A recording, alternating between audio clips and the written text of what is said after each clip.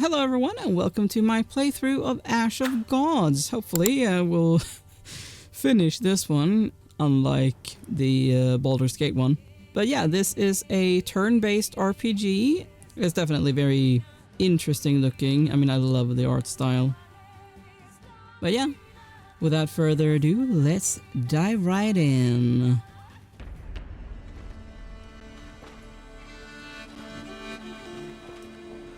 Oh, year 300 says Divine Retribution, the Spring Equinox.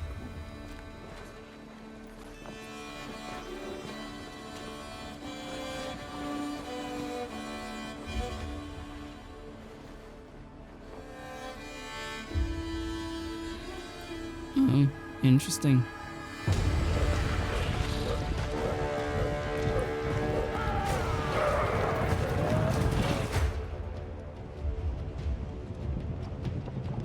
And attack!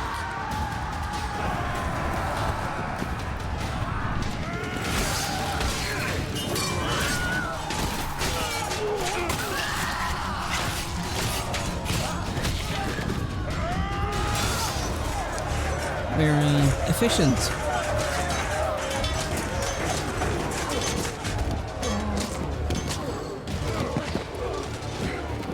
Okay. That seems to be a bad dude.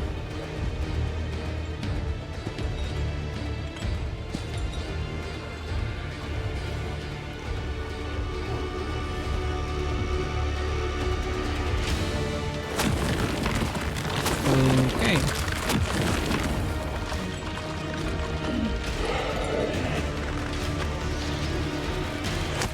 Oh no! I didn't get to stab myself. Oh wow.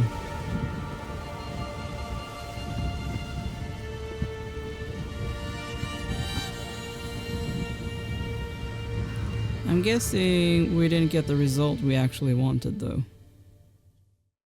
Unsolved mysteries are like an unquenched thirst, premonitions of trouble to spur you to keep going. I suppose that is true.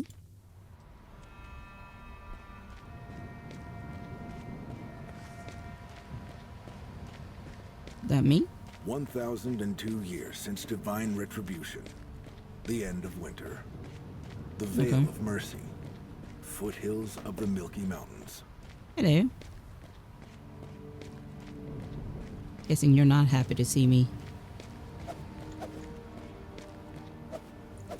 700 years ago, you and the other Kuros took to the field at Drowsy Deep, seeking to prevent a great calamity, the Reaping. Your self-sacrifice should have destroyed the Reapers once and for all. 9 years ago, you began feeling a growing sense of unease and decided to roam Terminum in search of the cause. A month ago, you met a temple servant in the town of Gordin. There was something peculiar about him. Feeling a long-forgotten sense of dread, you realized it was an Umbra Reaper in disguise. He noticed you too, but chose not to pursue. Bowing in jest, he merely winked at you. The return of the Umbra forewarns of an impending reaping, so you head to the Milky Mountains seeking the local seeress. You hope to learn the time and place of the coming reaping and prevent it. When you stepped onto the narrow path, you noticed several sets of footprints. At the time, you thought others might be seeking advice from the seeress, but they're just ordinary bandits in search of easy prey. Okay. Select skill, quick strike. Alright.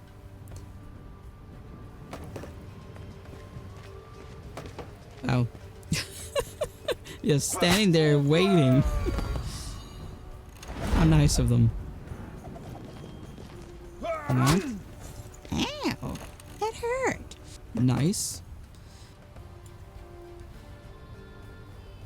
Alright.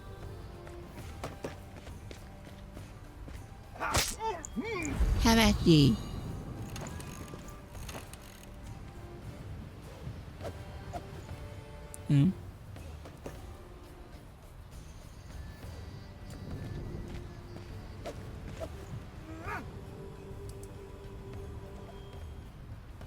Alright.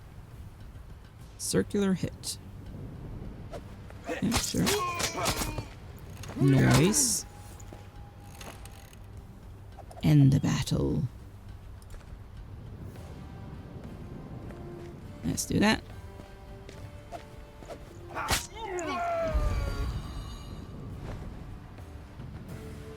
Woohoo!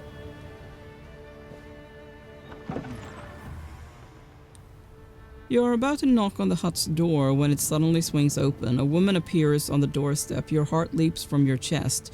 She's the one you left behind when you went to fight at Drowsy Deep.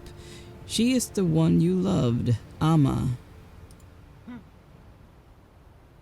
Blance, it took you a long time. It's been 702 years.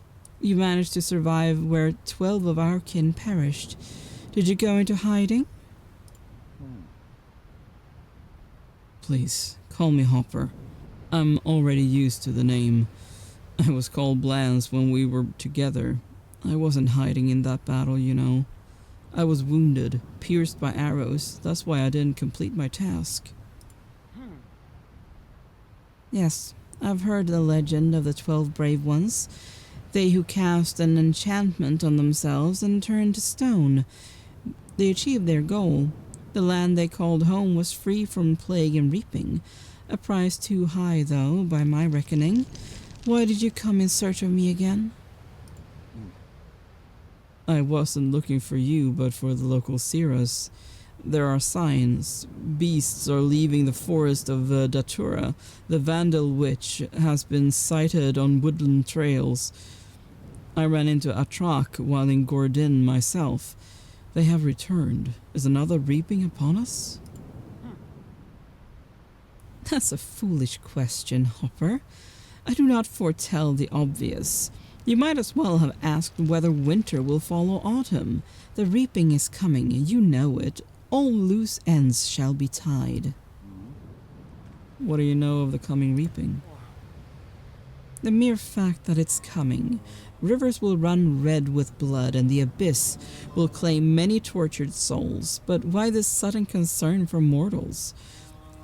We're mere parasites on the body of mankind. There's nothing to be proud of. Even if we are both Umbra, we have long embraced the human way of life. I care about the fate of Terminum. To the reaping, we are no more than specks of dust. This time, we don't have 12 comrades willing to sacrifice themselves. Among those still living, some will succumb and become reapers. Do you really wish to involve yourself? I need to stop the reapings. They're happening again because of me. It's my fault. Still thinking of yourself? We are maggots, the lowliest of servants, lucky enough to have a seat at the table. Are you looking for the forsaken gods of this land? I have a book that describes the life of one. Here, take it. I had a good laugh reading through the nonsense. Thank you for the book. I've been searching high and low for similar records. But still, when and where will the reaping begin? That's where I'm needed. I know it. 700 years the dead have blamed me. I need your help. Give me your knife. The same kind our brethren sacrificed themselves with. Give it to me and you'll get your answer. Pity. I'd really hoped to use it. I doubt anything else can kill a reaper. Well, here you go. But why do you want it? The reaping shall begin on the day of the vernal equinox, both in the north and the south, in the towns of Wodan and Albius. I wouldn't waste time if I were you. Sadly, I don't have time to reach the north. Farewell. I hope our paths cross again, though you still haven't told me why you need the knife. I saw you kill me with this very knife, Hopper, so I hope our paths never do cross again. Farewell. What does one need to meet old age in peace? Only to avoid a major disaster. Easier said than done sometimes. But yeah. Those two certainly had history. So beautiful. Year 1002 since divine retribution. Yep. Burkana, the kingdom of Odala, city of Albius. The spring equinox. 8th year of peace since the last war. Okay.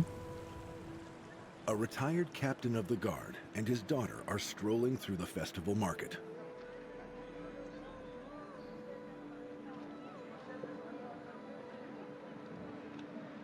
All right. And you are? Not there. Interesting. Strange. A woman in odd clothing is walking away from the town hall. Her beauty should be turning heads, yet I seem to be the only one who noticed her. Vera, are you daydreaming again? You nudge your daughter when you see the burgomaster Baron Trouble approaching. Good day, Thorn. Gleda. I take it there's a reason you've been scouring the market since dawn. Looking for a gift for Leaky? Yes, how did you know? Albius is far from the largest town. There aren't too many captains of the Royal Guard here, and even fewer captains' wives. And only one of these wives celebrates her birthday on the day of the spring equinox. Please give her my regards. I will, Burgomaster, though you are most welcome to stop by and do it in person. The Burgomaster is eager to carry on, but one of the citizens calls his name. Trouble gives you a nod and tends to matters. A stubborn old man. He seems resilient. I've heard he is a distant relative to the king himself. The distance of their relation may be the secret to his longevity. Well, it looks like we got carried away and aren't any closer to picking a gift for Leaky. What are we going to get her? Care to give me a hint? What would your mother like? Okay. Ah, over there. Right. Interesting. I don't know who that is, but I'm guessing it's like maybe a brother. If only Mac came to visit. Yeah, let's go for that one. There's talk of trouble on the borders. Your brother, must be rather busy. I hope he finds time to send his mother a letter at least. I hope so too. He would have known what gift to get for her birthday. I'm sure you can manage on your own. Well, we'll see about that.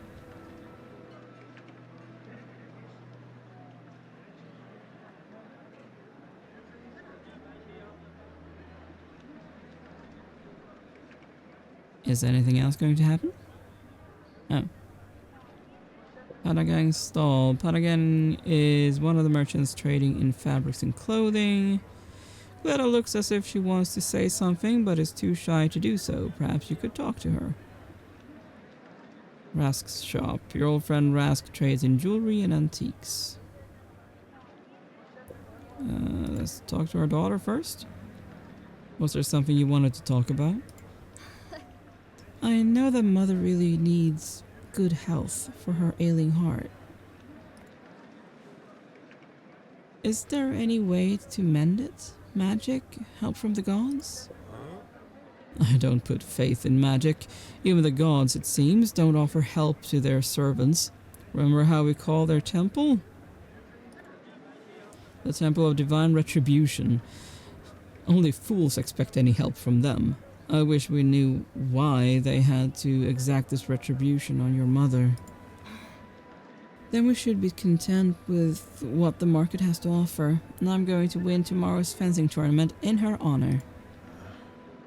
Do you honestly think she'll take pleasure in watching her daughter hurl herself at another's blade, even if it is but a practice sword?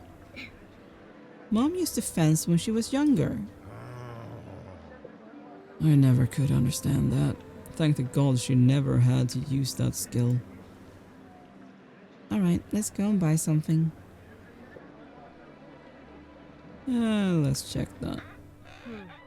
Did Dad find out where I really go during my midday walks? There's nothing criminal in it, but I'd rather nobody knew of my manuscript hunting. I've told him that I go to the pastry shop, which usually isn't true. I just hope Rask doesn't betray my secret. Okay. Gleda, this is Rask, an old friend and expert in all kinds of curiosities. We've known each other since Oda. Hello, Rask. It's been a while.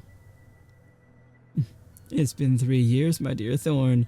We've run into each other now and then, but ever since you arrived in town, newly retired, and bought a silver necklace with a garnet, you've forgotten all about my shop. Are you here to get a gift for Leekie? You guessed right. Will you help me pick something nice? I remember the last time you bought her a birthday present. It was exactly on the vernal equinox. I won't hide it. I'd have been pleased had you started buying jewelry from me every year since. My wife hasn't been interested in jewels for the past few years, though the garnet necklace is her favorite. She's been feeling better as of late. Is it true that garnets aid a weak heart? If I'm not mistaken, garnets possess no magical properties, but certain other stones do. Concoctions cannot mend an ailing heart, but the warmth of a loving family can preserve it. Though I have heard that there is a particularly skilled healer in Ursus. Unda is her name, but even she cannot perform miracles. What stones were you talking about? You are wearing one of them on your chest, a Strix. Your captain's insignia and your protection. In troubled times like these, it can protect you from a common woe. A common woe? What do you mean? A common woe? That is how ancient texts describe the reaping, a plague that takes countless lives. I see you enjoy perusing ancient manuscripts. Get off it, old friend. Try something other than old legends if you want to sell your wares. And you, Gleda, it's high time you grew out of such fairy tales. If you doubt the magical properties of Strixes, then remove your captain's insignia. Just don't put it away, it might be of use, although several generations have passed without the need for such stones arising. This pendant is mine by right. I didn't steal it, I earned it. It's not magic that makes me wear the insignia, but the king's will. He gave me this honor. I'll keep it for now, but even if such a trinket could help Leekie, I'd steal it without hesitation or shame. Dad, I'd love nothing more than to help Mom too, but I don't think she'd approve of that. I would give my life if it would cure her. Dad, I know you'd do anything to save Mom, but she wouldn't want you to do evil or harm others. Even if there's no hope, there are still things worse than dying. That's what you've told me. You're saying hope can be bought? What then is the price? Such rarities do not come cheap.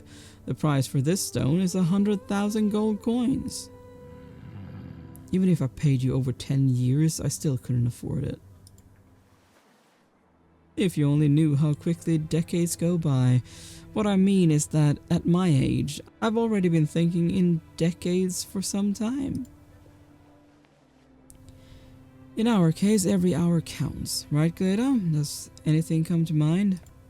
I'd consider the Strix. But I mean, it's very expensive. But sure. Here is what we'll do. Take the stone. No deposit, no acknowledgement of debt. And I'll take your word, Thorn, for if you die, I will lose faith in the kindness of men. If you or your family find no use for it in the next year, you'll return it. Agreed? It would be foolish of me to decline such a generous offer.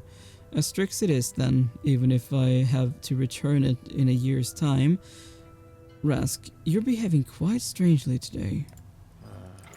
You take the Strix from the table and hide it under your shirt. You look up at Rask. He's staring at the ceiling, his face pale. Okay. At first, you are confused, but then you hear the bell ringing from the town hall. Why is the town bell ringing? If I were trouble, I would have had the chimesman's head chopped off. Is he drunk again? It isn't even noon. That bell rings 4 times a day. Don't you find it annoying, Rask? You watch in surprise as Rask takes a big sack and starts emptying the contents of his numerous drawers, big and small, into it. Just a matter of habit, my dear Thorn. With time, you get used to much stranger things. You do not realize how wise the choice you've made. Silver could be of use, of course, but a Strix will most certainly aid you. And if it does, how long will I be paying for it? 5 years? A decade? The bell keeps tolling. Rask slings the sack over his shoulder and takes an axe with a curved handle from the wall. It no longer matters. I hope we meet again. I would flee from the town if I were you. The fortress of Opacum is the safest place to go.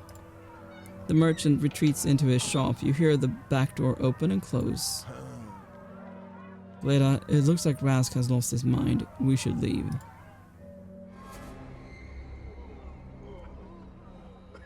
Yeah.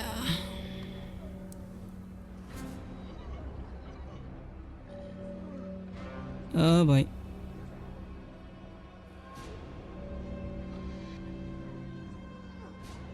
That's not good. You see Baron Trouble lying on the ground. Blood flows from his mouth, nose, ears, and eyes. He is dying. Resilient.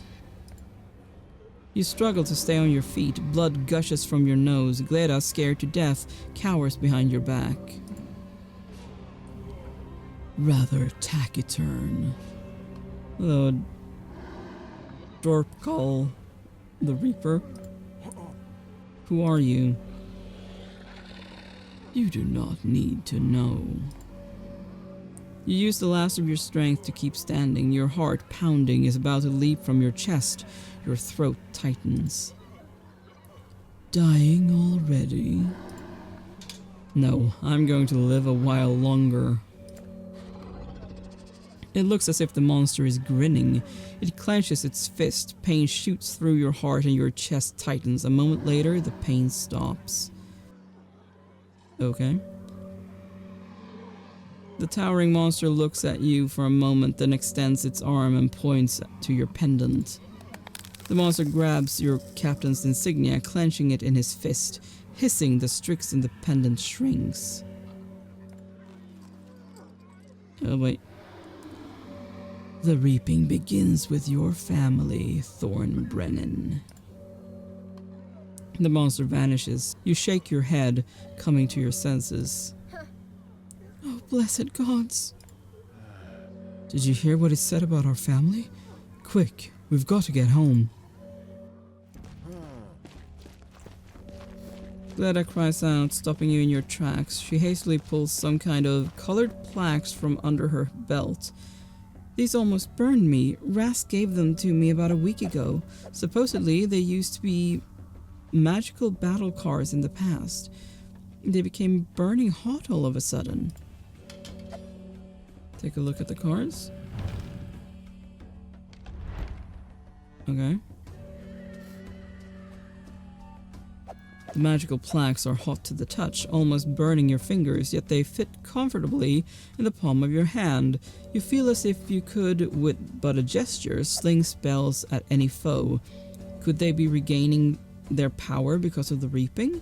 You wonder where Rask came by these cards, but you remember seeing them peddled as curios and souvenirs at many Berkanan markets. The sound of footsteps comes from somewhere up ahead. 3 thugs are barring the way. Their swollen faces are contorted with mindless rage. Did highwaymen become so brazen as to attack townsfolk? With a swift motion, you draw your sword, but the thugs are unimpressed. You look closer and notice the vacant eyes and foam at their mouths. Your opponents are either very drunk or insane. You step in front of Gleda. I'll beat some sense into them. Stand back. In response, Gleda steps aside and draws her own blade. Did I practice with a sword all these years just to cower behind your back? Together we can deal with them faster. What your daughter is really asking for is some stern parenting, but the thugs attack you with a feral roar. You can only hope Gleda has taken your lessons to heart. Okay.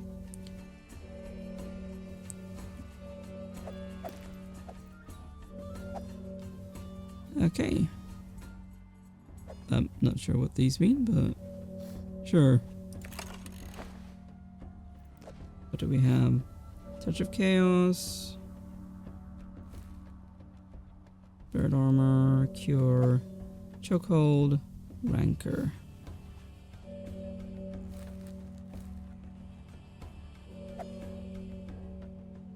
Okay.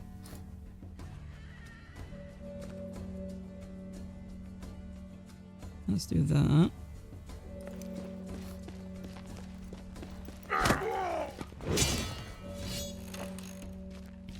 Oh boy. Nice.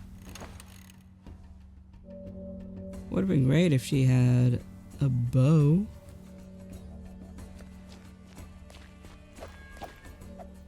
And turn. Ouch. Don't appreciate that, but at least he died.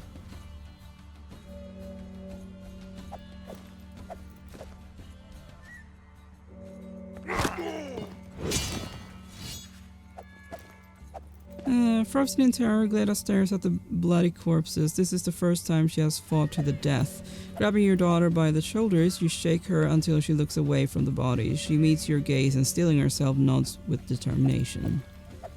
You are proud of your daughter, but even more so worried about your wife, Leekie.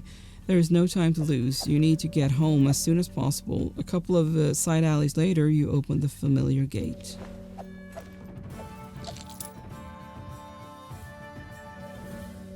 Okay, well.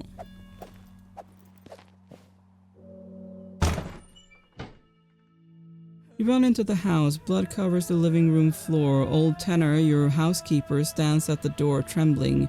Quina, his daughter, and your maid lies motionless on the floor. Just beside her is your wife, Leekie. Tenor, what happened here? Gleda is trying to say something but cannot speak through suffocating sobs. It takes all of your willpower to retain composure. Managing to speak is a struggle. With jaws and fists clenched, nails dig deep into the flesh of your palms and your teeth feel as if they are about to crack. Gleda is stroking her mother's hair and whispering to her. For a brief moment you consider ending your own life, but you have a daughter in need of protection. She resembles your wife so strongly you slowly turn to the servant. He is saying something. Such a tragedy has befallen us. Oh, such grief. First both Leekie and Quina screamed in pain. Then my daughter seemed to lose her mind. She went at Mistress Leekie with a knife. Mistress defended herself, but... I mean, sure, that is probably what most people would do, but we need to be strong, really. Yeah, let's do that. Tenor, saddle the horses. It burdens us all, but at least we still live, and if we want to go on living, we have to leave this town. Of course, Master. I'll do it. Gleda, remember to take Mother's jewelry box and bring the money from the nook in my room, quickly. You brush aside a strand of your wife's hair and notice something odd, a dark blue mark, like an ulcer on the nape of her neck. The surrounding skin is swollen, as if burnt. Gleda also notices it and backs away, her face pale. This is right out of an ancient manuscript. The same thing happened 700 years ago. A pain pierces your neck and grows into a fiery noose. It strangles you and you die in terrible agony. They called this plague the Reaping. Dad, the back of my neck is burning. Let me see. Damn it, you've got the same mark. Take a look. Do I have it?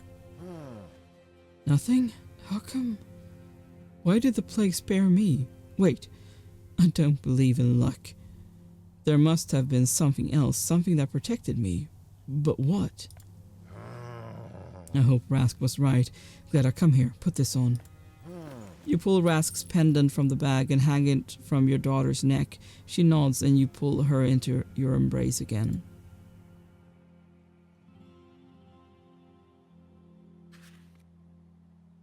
You walk into the front yard and look around. No, you shouldn't bury Leaky here. Better do it in the back. Gleda follows you. Get Tenor and bring the bodies here, you tell her. Be quick about it. Our time is short. Just wrap them in something, alright? You finish digging. Your hands are shaking, but not from fatigue. Tenor buries his face in his hands. Gleda is a shadow of her former self. Realization dawns. If you halt, sorrow will drown you. You climb out of the freshly dug grave and lift Leaky's body. You lay Queena's body beside that of her mistress. They used to play together as children. You lift the shovel. Gleda remains still. Tenor mumbles one of the temple hymns. What could he be asking of the gods, you wonder? What use are prayers to his daughter now? You drop the last handful of dirt onto the grave and throw the shovel aside. You feel as if on the edge of a cliff. Your wife is no more, her body no longer in your warm embrace, but in the cold earth. For some reason, you still live. Gleda hugs you, pulling you back from the precipice. The same as when you met the Reaper. Well, I am actually going to end this episode here. Thank you so much for watching. Make sure to leave a like and subscribe, and I will see you next time. Bye!